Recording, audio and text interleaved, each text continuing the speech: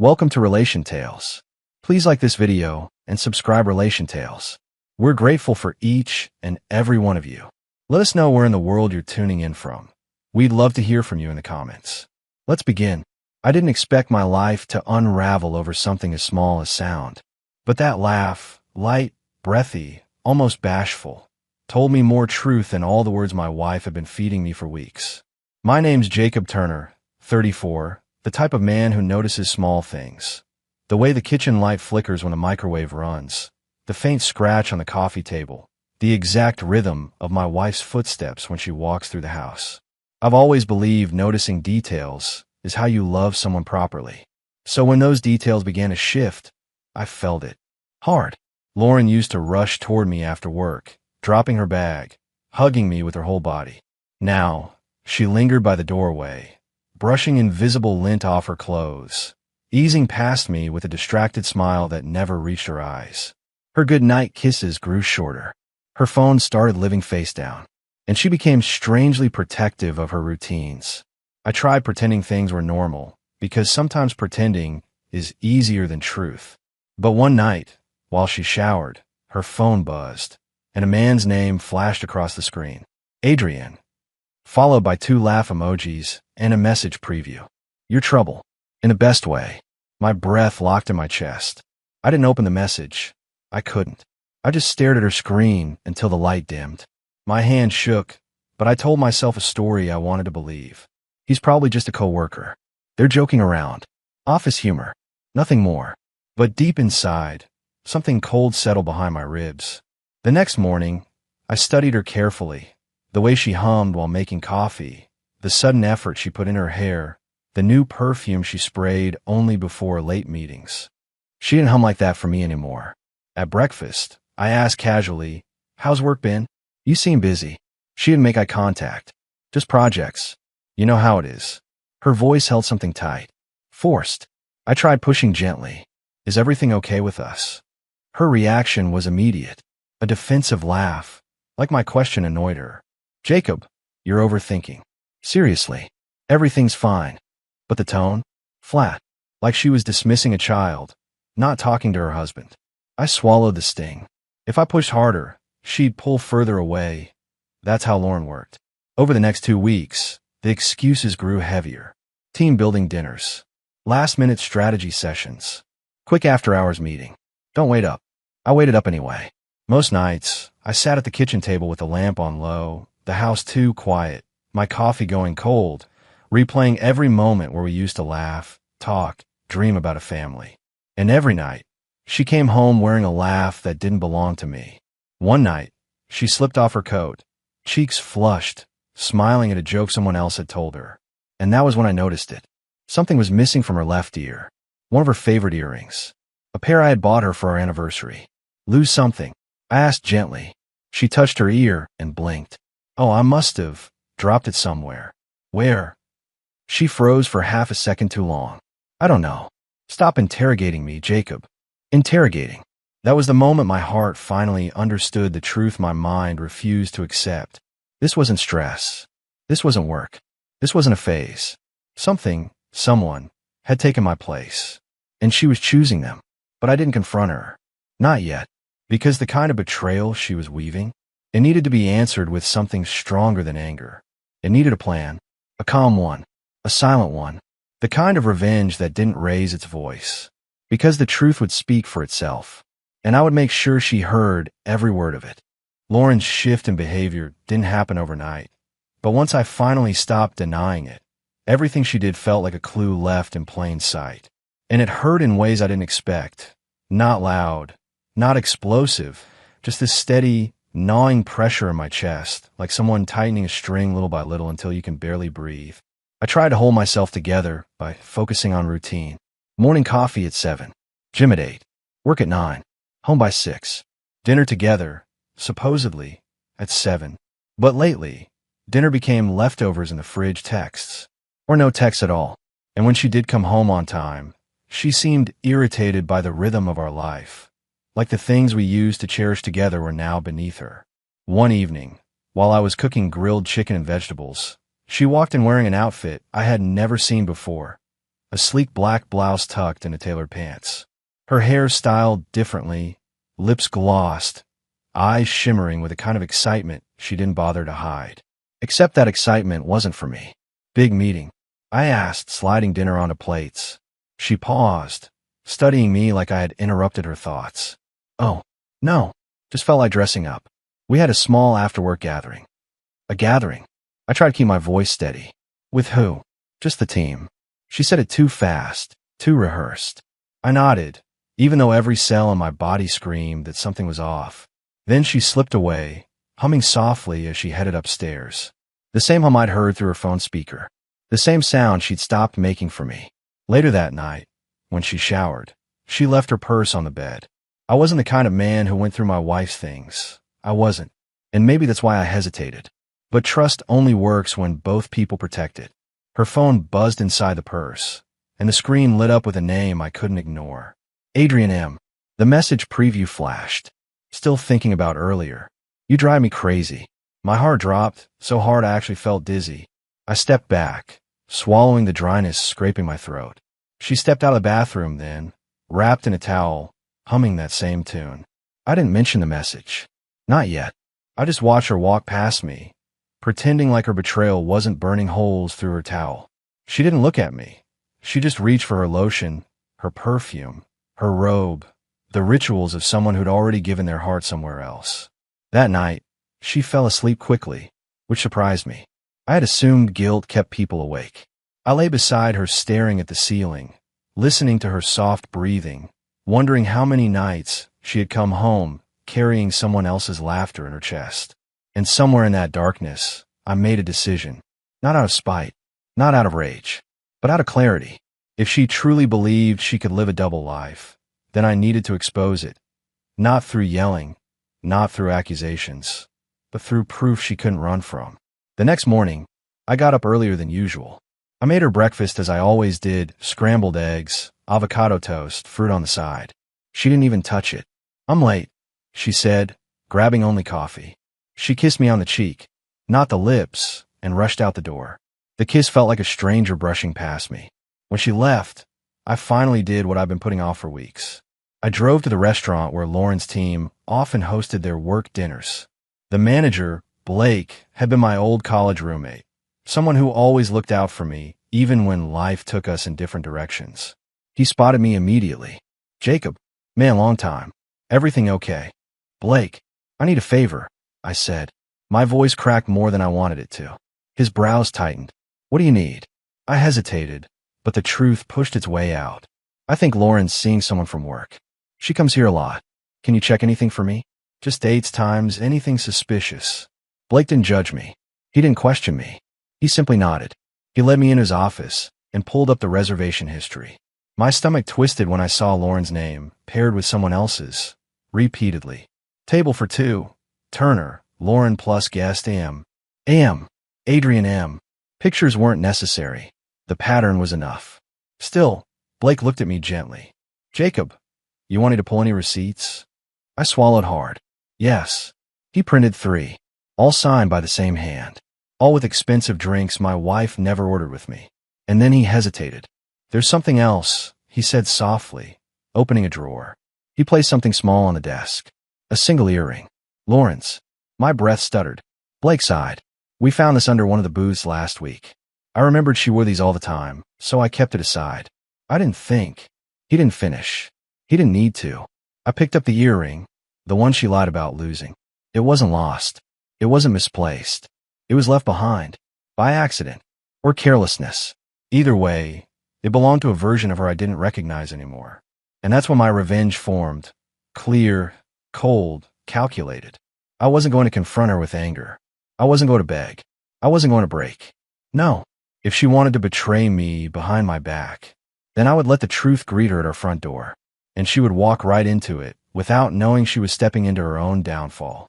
The drive home after leaving Blake's restaurant felt like moving through a different world, one where every memory of Lauren was suddenly painted over with doubt.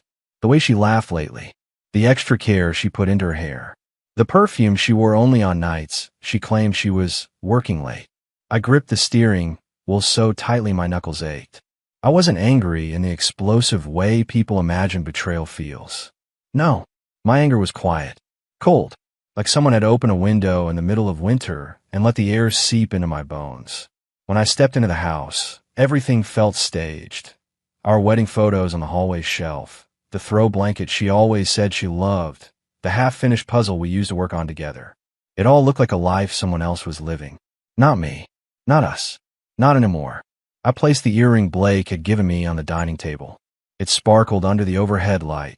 Mockingly, almost. A symbol of everything she'd lied about. But revenge needed more than an earring. It needed clarity. It needed precision. So I sat down with my laptop and opened a blank document. Not to write a speech. Not to confront her with accusations. I made a list. A quiet, simple list of facts. Not assumptions. Facts. 10 late-night meetings in 3 weeks. 3 dinner reservations at the same restaurant. 2 expensive wine bottles she never ordered with me. 1 missing earring. A message from Adrian, still thinking about earlier. Her distancing smile. Her defensive tone. Her sudden excitement about work she used to complain about. And finally, her choices. I sat back and breathed through the ache building behind my ribs. This wasn't the life I imagined when we said I do. This wasn't the partnership I vowed myself into. This was a performance she perfected while I wasn't looking. But betrayal, real betrayal, has a way of sharpening a person. And by the time I finished reviewing the facts, I had never felt sharper. Later that evening, right on cue, my phone buzzed. Lauren, quick meeting ran late. Be home soon. The lie slid across my screen like it had every other night. But this time, I didn't feel that familiar sting. I felt something steadier. I texted back. Take your time. Polite. Calm. The kind of message a trusting husband would send. She had no idea how closely I was watching her fall. But I wasn't done. I needed one more piece for my revenge. Not proof for me, but proof for someone who deserved to know the truth as much as I did. Her boss's husband. His name was Mark Davis, a quiet, soft-spoken man I had met twice at company events. I remember the way he always looked at his wife with a kind of gentle admiration, like she was his entire world. And Lauren? She always spoke highly of his wife, Julia, as if she were the pinnacle of professionalism. Turns out professional had quite a flexible meaning behind closed doors. I didn't know if Mark knew, but something told me he had seen the signs too. So I found him. A quick search online led me to his business's public email. I didn't send a novel. I didn't pour my heart into paragraphs. I kept it simple, calm, direct. Mark, I think our spouses have been meeting more than we realized. I have proof. If you'd like to talk, please reach out. I attached nothing. If he replied, that meant he already suspected. If he didn't, I would deal with it alone. But 40 minutes later, my phone buzzed. Mark, where can we meet? My stomach sank and tightened. Confirmation hurts, even when you expect it. We agreed on a quiet cafe near downtown. When I arrived, Mark was already there, hands clasped together, eyes heavy in a way that told me he had lived in suspicion far longer than I had. Jacob, he asked. Yeah. He shook my hand with a grip that felt both firm and exhausted. Before you show me anything, I already know something's wrong. Julia's been distant, secretive, dodging simple questions. I just didn't expect, he exhaled shakily. I didn't expect someone else to feel the same way. I'm sorry, I said softly. I wouldn't wish this feeling on anyone. He nodded once. What do you have? I slid the receipts across the table, then the photo I took of the earring. His face tensed as he studied the dates, the signatures, the wine choices, the reservation names. His breathing grew uneven. This is them, he whispered. Her signature, Adrian's initials. God. He pressed his fingers against his forehead, shaking his head slowly. She told me she was mentoring a new manager, that she was just putting in extra effort at work. I clenched my jaw. Lauren told me it was late meetings, team dinners, nothing serious. Our pain mirrored each other's so precisely it was almost frightening. He looked up, eyes shining with a mixture of humiliation and fury. What do you want to do, Jacob? Not scream, not break things, not chase them. I replied, I want the truth to meet them head on. He nodded slowly, and I want to be there when it happens. We sat there silently for a moment, 2 men bound by the same betrayal, breathing the same cold realization. And together, without raising our voices, without dramatics, We began forming the kind of revenge that didn't involve yelling, but precision. I drove home after dark, calmer than I had been in weeks. My plan was simple, brutally simple. Let her walk into the truth. Let her see the evidence. Let her explain, not to me, but to the one person who had hurt her pride deeper than any shouting ever could. It was time to let her world collide with reality. Lauren came home that night with a light, carefree laugh drifting ahead of her. The kind of laugh she now reserved for someone else. She pushed open the door, shaking off the cold, smiling at something on her phone. Then her eyes lifted, and her smile collapsed, because sitting on the couch beside me was Mark Davis, husband of her boss, Julia. His posture straight, his expression steady, his fingers gently holding something small, delicate, unmistakable. Her missing earring, the same one she claimed she must have dropped somewhere. Lauren's breath hitched. She didn't move, didn't blink, just stared as the color drained from her face. I didn't say a word. I didn't have to. Mark was the one who broke the silence. His voice was calm in a way that only deep betrayal could make a person. Julia told me she was working late too, he said softly. And yet, I found this beneath a restaurant booth. A booth where she and your wife had dinner with someone named Adrian. Multiple times. Lauren's lips parted, but no sound came out. I stood up slowly, my hand steady, my voice level. I told you earlier, take your time, I said quietly, because I wanted you to walk into this moment on your own feet. No yelling, no accusations, just truth. Her eyes darted between us, panic settling, breathing shallow. Jacob, I can explain. I raised a hand gently. Don't explain to me. Her confusion flickered. What? Explain it to him. I nodded toward Mark.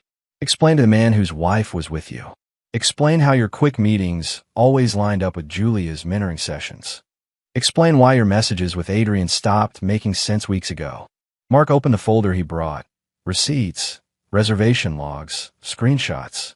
He laid them out one by one like a quiet storm. Lauren's knees buckled as she stepped forward. Her voice trembled. This isn't what it looks like. I swear. Don't. I whispered, firm but not loud. Don't lie again. She froze at the softness in my tone, because softness hurt more than shouting ever could. I stepped aside, letting her see everything Mark had uncovered. The dinners, the signatures, the timestamps, the wine she never ordered with me, the photo of her earring. She let out a broken sound, half gasp, half sob, bringing her hand to her mouth. Jacob, please, she begged, voice cracking. I felt unseen. I didn't know how to talk to you. I made mistakes, but please don't do this. We can fix it. You didn't make mistakes, I said quietly. You made choices. The truth landed on her like a weight. I continued, steady. I trusted you. I loved you. I noticed every small thing about you, because loving someone means paying attention. But when things got difficult, you didn't come to me. You didn't fight for us. You let someone else fill the space I was trying to close. Her tears fell hard. I'm sorry. Please don't end this. Mark stood slowly. I'm sorry, Jacob. This is your home. I'll let you two talk. But I shook my head. No. You stay. You deserve the truth too. Lauren looked at both of us, realizing there was no version of this where she could hide. I picked up the earring from the table and placed it in her hand. This is the last thing I'm giving back to you, I said softly. Her breath broke. Does this mean you're leaving? I nodded once. When trust dies, marriage dies with it. I'm not throwing anger at you. I'm letting go of something you already left long before tonight. She reached for me, but I stepped back, and for the first time in months, I felt free. Not victorious, not triumphant, just free. As I walked out the door with Mark beside me, Lauren crumbled onto the floor behind us, quiet, shaking, whispering apologies to a version of me she'd taken for granted. But my revenge wasn't about punishing her. It was showing her the one truth she never expected. I didn't need to scream to end the story. I just needed to walk away, and she would remember that silence forever.